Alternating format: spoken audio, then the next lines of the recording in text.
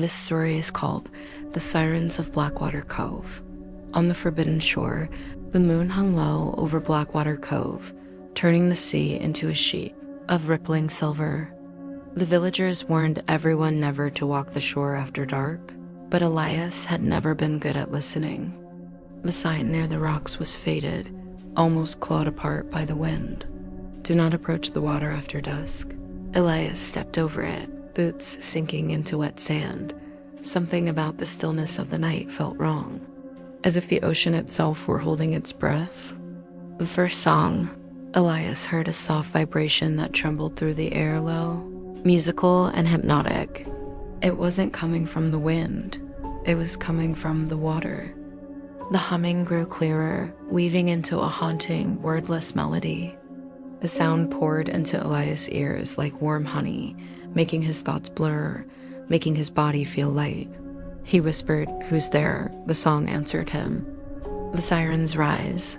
Then the black water parted as three figures rose from the depths. Mermaids, no, these were sirens, their pale blue skin, shimmering faintly in the moonlight. Their hair drifted like underwater smoke. Their smiles were too wide, too sharp. They didn't swim, they glided. Elias staggered backward, but the melody pulled him forward again. Their eyes, long, dark, predatory, locked on him with hunger disguised as affection. The transformation secret, up close, their illusion flickered. Their scales were cracked, their faces dull and hollow. Their beauty was fading. One siren touched her face and flakes of dull skin drifted off. It was like ash. They were starving. The middle siren leaned close to Elias and whispered with a voice made of silk and poison, "Give us your breath, and we will be whole again." He didn't understand, but they did not need him to. Seduction. Then the tallest siren cupped Elias' face with cold, webbed fingers. She began to hum softly, her voice vibrating through his bones. Her eyes glowed faint white, enchanting him. Elias' breathing slowed. His heartbeat matched the rhythm of the song. His mind felt distant, like it was drifting out to sea. He stepped toward her willingly, and she pressed her lips to his. The moment they touched, Elias' body stiffened. A stream of blue-white energy, the shape of breath, memory, life flowed from his mouth into hers. Her body shivered with pleasure as the light filled her. Her scales smoothed. Her face sharpened into breathtaking beauty. Her eyes brightened with impossible radiance.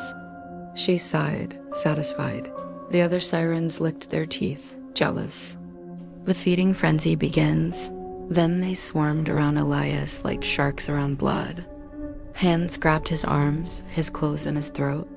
Their jaws unhinged slightly, revealing rows of needle teeth behind their human-like lips. The water churned as they dragged him under. Elias gasped, releasing the last of his soul. They tore into him, not flesh, but his very essence, drinking it, like warm light. He didn't even scream. The enchantment made sure of that. The sea turns red, the water exploded in frothy waves. Red clouds of blood and soul light mixed beneath the surface, drifting like underwater fire. Above the chaos, the sirens rose again, reborn in flawless beauty. Their skin gleamed like polished pearl. Their hair shone like moonlit silk. They laughed, a high cold laugh echoing across the cove. Another soul devoured, another night of feeding. After the feast, the sirens floated in a perfect circle, admiring each other's new radiance. But the beauty would not last. It never did. They would hunger again and very soon. One siren whispered, "Tomorrow, more men will come." Another answered with a smile, "Tomorrow, we will be even more beautiful." Their eyes glowed pale white, soul light still flickering within. Dawn crept over the cove. The water went still again, hiding all traces of the horrors beneath. Only the warning sign remained on the shore. Now, new scratches covered the wood. It said, "They are always hungry."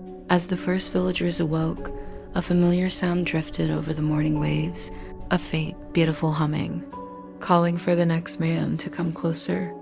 Thanks for watching. Don't forget to like and comment if you enjoyed this story. Now that's the end of my purely fictional made-up story. This is not real. Laugh out loud.